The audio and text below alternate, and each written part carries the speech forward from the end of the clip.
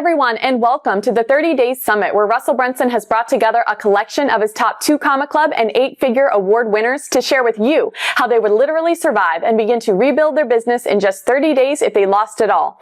My name is Bailey Richard, and right now I'm delighted to be speaking with Natalie Hodson. Natalie Hodson is a mom of 2 who is best known for her ability to connect with women and their real-life situations. Natalie's wildly popular blog gets nearly 500,000 monthly unique visitors, where she shares stories and tips for balancing family, fitness, and a healthy lifestyle. Her followers most often describe Natalie as real, genuine, authentic, and relatable. She is an ISSA certified personal trainer, GGS pre- and postnatal certified trainer, content writer, and contributor for sites and publications including bodybuilding.com, Oxygen Magazine, Train for Her Magazine, Strong Fitness Magazine, and more. Natalie also is the co-author of the Abs, Core, and Pelvic Floor program that has helped over 35,000 women improve their core and pelvic floor dysfunction after pregnancy.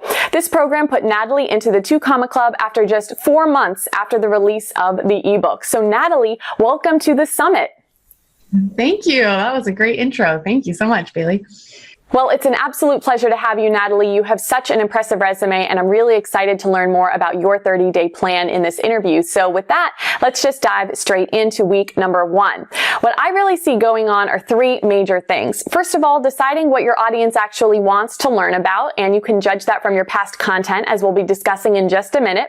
Writing your ebook, and then reaching out to your Dream 100. So I want to talk about each one of these things in order. So we've heard on this summit from so many of the different interviewees how important it is to figure out what your audience actually wants to learn about and then creating products about that.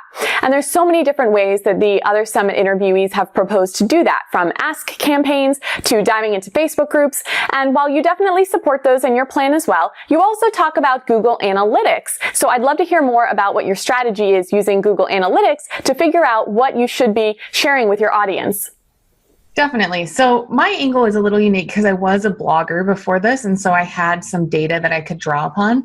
But even if you already don't have data to begin with, you could always just put some posts out there and see which one garners the most traffic. But for me, basically, and without going into too much of my story, I went through a divorce, and after my divorce, I was like, okay, I don't have alimony or child support. My back is against the wall. Like, I have to figure this out. And so what I did is I went to my Google Analytics and I said, well, what is my audience already what are people already telling me they're interested in? Because I can sit here and guess all day long, but let's just use the actual data. It's just like Russell says, people can come to him and say, what do I need to change on my funnel? And he'll say, I don't know, let's test it. It's very similar, like I'm just following the numbers. And so what I did is I looked at my Google Analytics, and I was surprised that my number 1 and my number 2 blog posts I didn't even write them, actually. They were guest blog posts, and they were on this weird thing called diastasis recti, which is the separation of your ab muscles after pregnancy. And I thought, man, that we're onto something here. There's people that are coming to me for information, and I don't have anything to sell them. And so that's when I ended up partnering with a doctor, and we wrote that program, Abs, Core, Pelvic Floor. And then the 3rd most popular blog post was 11 healthy and inexpensive crockpot meals. And I thought, okay, well, I can make an offer around that. And so I created a crockpot ebook, which was actually really fun to make. I just took all my best recipes, and every night we had like 20 dinners. And so I brought all the neighbors from the neighborhood, and I just said, load up, you guys, it's a big potluck.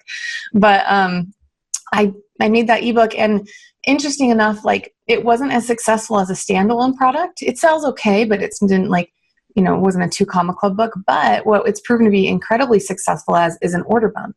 So now we put that $17 ebook as an order bump, and depending on which offer we put it with, we have anywhere from a 30 to a 40% take rate on that order bump. So we're increasing, our average cart value substantially because I knew that people were interested in that.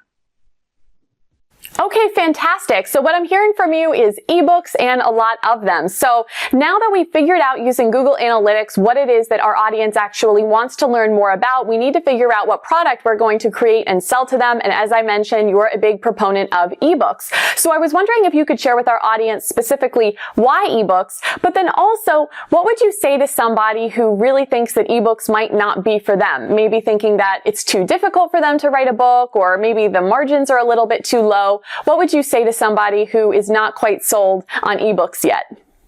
Yeah, definitely. So, the first thing I'll say is that's what worked for me. But if you absolutely hate writing, you can use another form. Like you could do a course where you're filming videos. I just use ebooks in this example because that's what happened to work for me. So I think a lot of times people think of ebooks and they think, oh, that's what people give for free in their crappy little pamphlets on the internet, And I didn't even really know what an ebook was. I just saw that some of my competitors were doing that. And so I thought, well, I could do that too. And the reason I like ebooks is because they're really quick to put together and it's really low overhead. So I know a lot of times people are afraid of putting so much time and energy into their content. And then, because sometimes you put stuff out and it doesn't work, right? I've written ebooks that haven't been as successful. And so the reason I like an ebook is because it's quick to put together and it's inexpensive. Your total cost from start to finish to write an ebook should be less than $500. And that the biggest expense is going to be just the design piece of it, getting somebody to design it. And so the reason I really like ebooks is because, and if you use like the format that I wrote in there, at first it's like, oh my gosh, I have to write a book. I don't even know where to start. But what I do is I start with just a bullet point of like every single topic I want to talk about. And then I go through and I fill out the parts that feel easiest to me to write about. I start with that, right? So like the first thing I filled out was my bio because I'm like, okay, I can write about that. The second part I filled out was like, just my story of how I gained weight, how I gained 70 pounds during my pregnancy, because I felt like, okay, I've told that before. That's fairly easy. And then what I did is I just kind of worked backwards and I saved the hardest parts for last. And then in my case, and I mentioned that you can do this too, I partnered with a doctor and I'm grateful that I did that. At the beginning, I gave up quite a bit of we had a rev share arrangement or a profit share arrangement. And in hindsight, like I didn't know the program was going to take off the way that it did, but I'm really grateful to that doctor because I could not have written the book without her, in my opinion, because she just had the credentials that I didn't have. And so I think sometimes that holds a lot of people back. I hear that from people I work with a lot. Well, I don't have the certification, or I'm not an expert in this area. And the thing is, I think you just have to have a compelling, everything that Russell teaches in Expert Secrets, but if you really are insecure about your credentials, see if you can partner with somebody who is credentialed in those areas. Absolutely. I love that. If we have our own internal mindset issues that we need to work with, and credibility is one of those, then we can help ourselves overcome that by partnering with others. So that's really great. Let me add one more thing that I like ebooks too, is because it's really easy for somebody else to promote it. And so like, for example, because and we'll go into this, I'm sure in a second, a lot of what my strategy is using the Dream 100, using people who have big lists. Well, if they have to spend a lot of time and energy into researching your course and understanding everything that it offers and sending out a lot of emails, the chances of them agreeing to it is slower. But if you have a simple ebook and you know that it will help their audience, it feels easier a lot of times for an influencer to promote your ebook as opposed to like a big long course. Absolutely. Well, that was the next thing I wanted to talk to you about was your Dream 100. We've heard other summit speakers on this event already speaking about what the Dream 100 is, but I would love to hear from you specifically what you're looking for in your Dream 100 whenever you're putting that list together. And then also, what are some of your goals in reaching out to these individuals and what you're hoping to accomplish by partnering with them? Yeah, that's a really good question. So, what I do first is I like to handwrite things. So I actually just handwrite it out and I handwrite the people that I genuinely follow.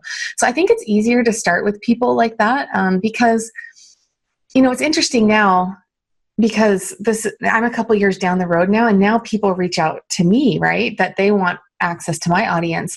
And it's really interesting because you can sniff out the people who are just copying and pasting an email to every single person.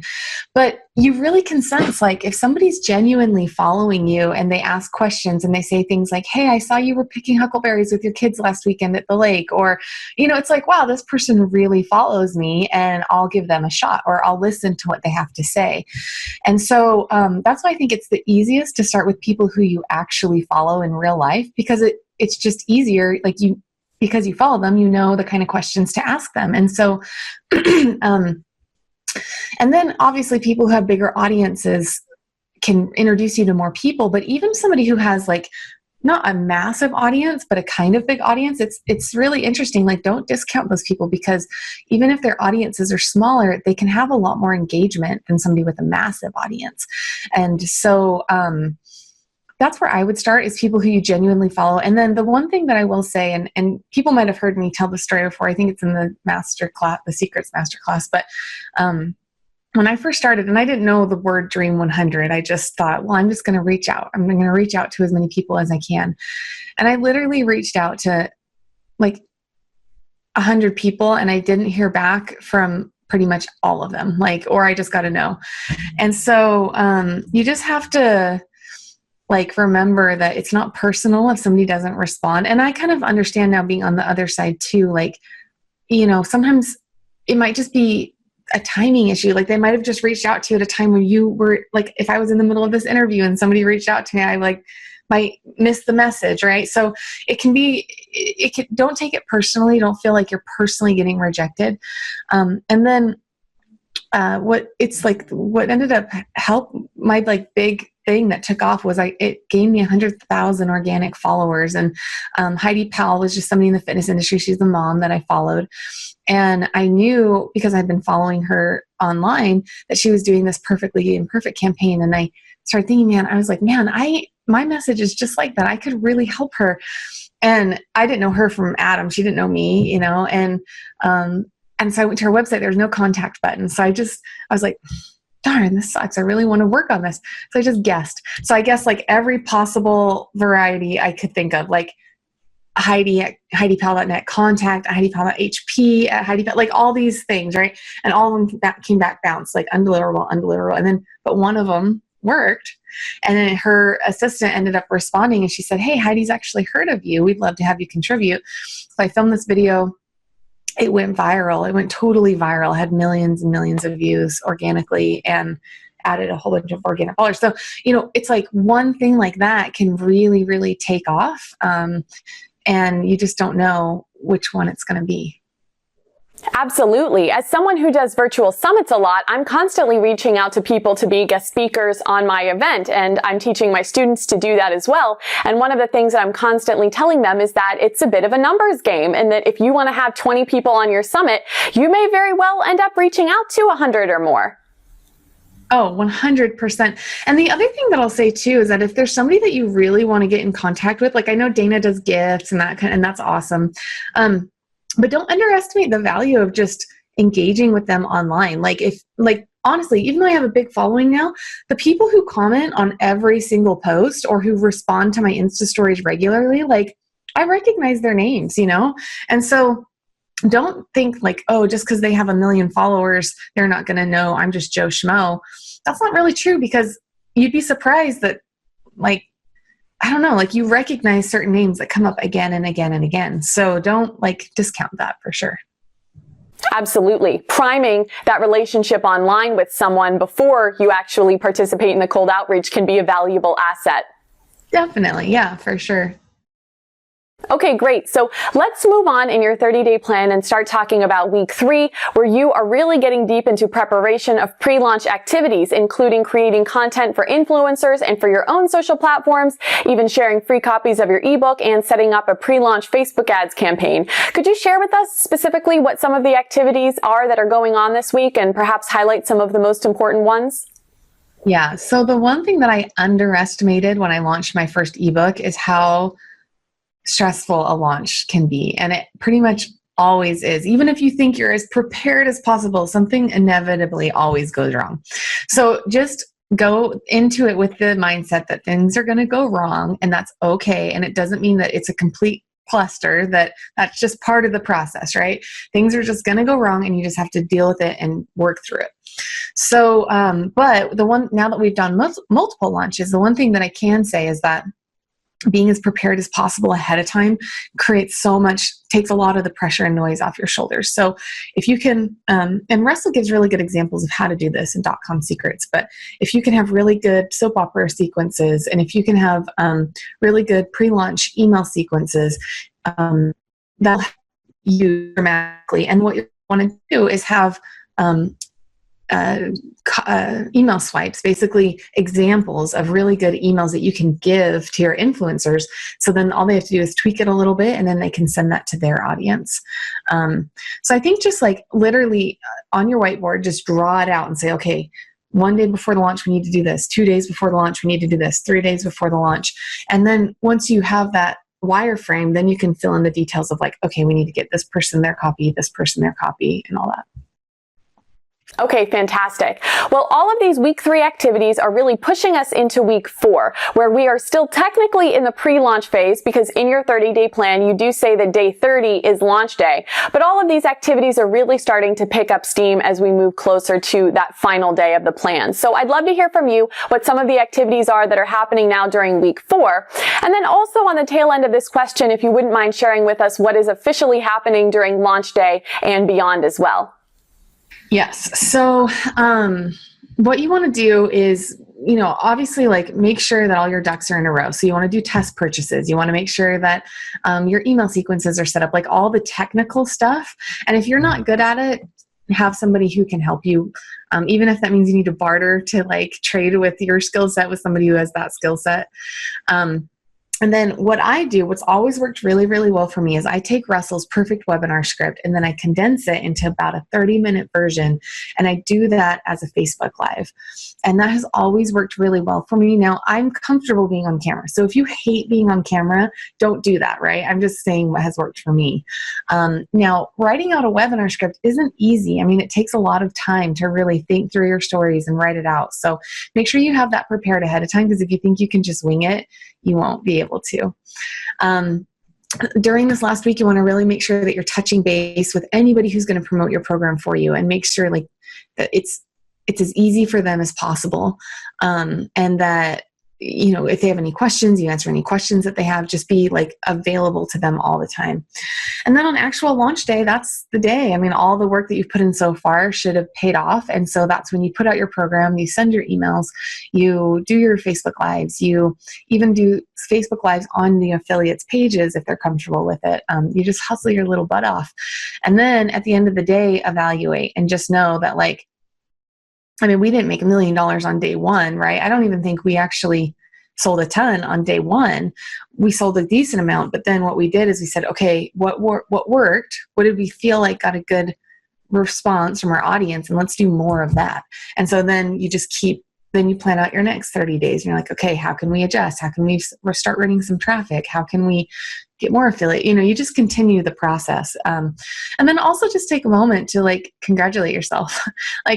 Doing all that in 30 days or however many days it took you, that is a huge accomplishment. And regardless of the number of sales you're getting, it's a big deal. And you can impact people and make a difference and really help a lot of people. So also give yourself permission to celebrate too. Fantastic advice, Natalie, and we really appreciate you being on the summit and sharing all of this incredible value. We are reaching the end of our time for this first interview, but I wanted to make sure I gave you one last chance to share anything with our listening audience at home about your 30-day plan or about business in general. Well, I think the main thing to remember is that all of us feel afraid when we're starting something. Even now, I've launched so many programs and courses and ebooks, and I still feel afraid every single time. And I've started to learn that, 1, that's part of the process. 2, I think fear is just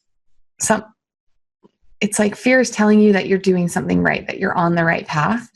And then 3 is that even if things don't go the way you want it to, just because you failed doesn't mean you're a failure, right? And that's the biggest lesson I've learned through all these years doing this is that there's I put way more out that didn't work than I've put out that did.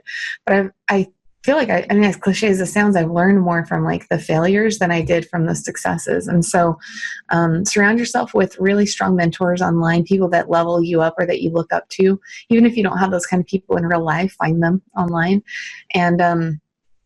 And just know that you being here right now, watching these videos, reading these books, sets you a part of the pack already. And you're doing a great job.